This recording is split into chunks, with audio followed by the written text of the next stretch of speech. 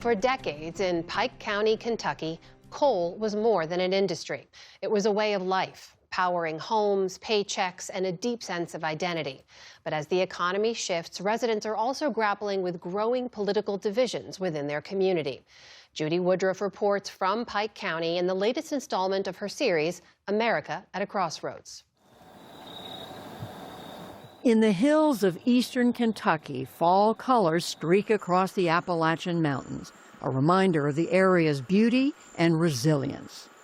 But over the past 4 decades, the population has fallen sharply, down by nearly a third, following the collapse of the region's main industry.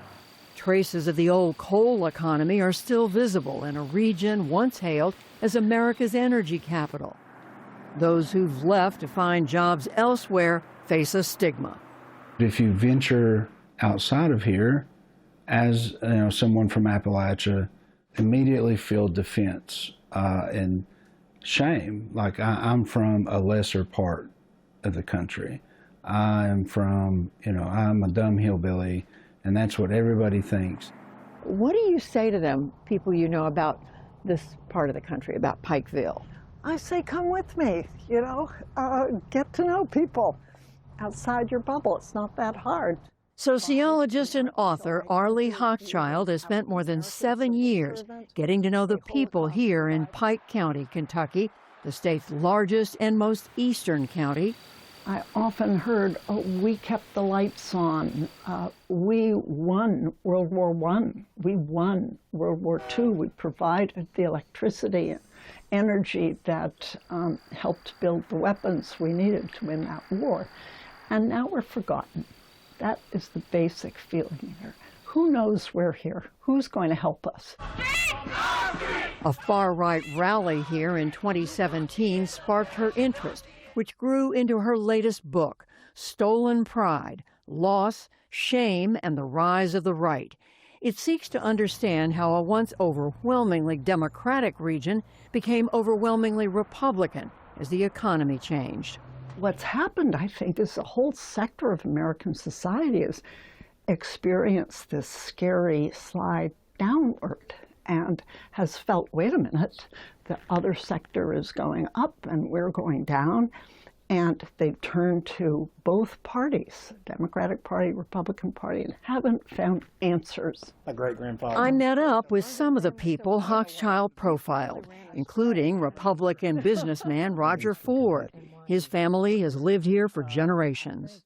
The National Democratic Party's policies are way off center.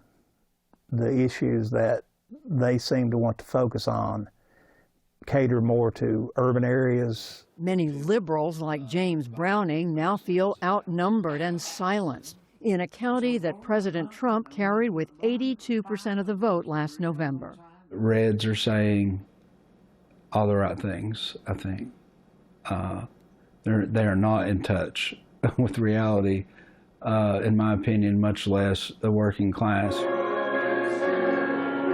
The political divisions here, like in the rest of the country, are now more visible, according to Robert Music, a religious studies instructor at the University of Pikeville. It's beginning to really start dividing some places that were traditionally neutral grounds. Music also pastors an Episcopalian church and preaches at other churches in the community. People are just now kind of a little bit hesitant, or maybe they're not having the same type of dialogues that they used to have because they're just so afraid of hitting a button that people are going to be, too hot and bothered about. After Hochschild's book was published, some of her subjects connected and wanted to meet in person. What we need to do is actively depolarize ourselves. It won't happen automatically. We need to build the bridges.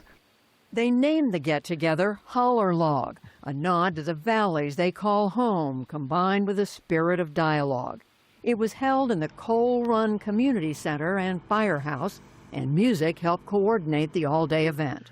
What I hope we can do today is truly be honest without fear of judgment or fear of someone stepping out of the room. After introductions, participants shared some of the thinking behind their views and spoke about the immediate struggles they faced.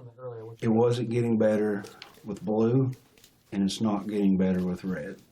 Tommy Radcliffe describes himself as a liberal-leaning independent. Tax time comes around and you don't know, well, I can pay my taxes early and get a discount and sacrifice some Christmas presents. You know, that's where it's at. And the flood comes, you know, things like that. This area has been hit by increasingly frequent and severe weather events, including flooding earlier this year. And government regulations are slowing down local mitigation efforts, charges conservative Roger Ford. They're creating the disaster by not letting us fix these creeks and streams that are filled up. What's going to work here in eastern Kentucky in the head of this holler or in this county is not going to work like up in the Northeast. It's not going to work. We have different viewpoints, different people. As the day went on and participants got to know each other, they tackled more difficult subjects, including the impact of President Trump's spending bill passed this summer. Kids not being able to eat 3 meals a day, Granny not being able to go to her dialysis. I have a hard time coming to the fact that everyone's going to be kicked off and then everyone has to reapply and then get, like, work requirements is all that I've read that would affect Medicaid. And in this county that's overwhelmingly white, the issue of race came up toward the end of the day. If I drive 15 to 20 minutes in any direction outside of the city of Pikeville is when I begin to see Confederate flags on flagpoles and in people's bedroom windows. Do you think just because that Confederate flag is there, do you think that makes them racist? Yes. Do you? Okay. I don't necessarily subscribe to that. But throughout the 7-hour day, Trump was not a central topic.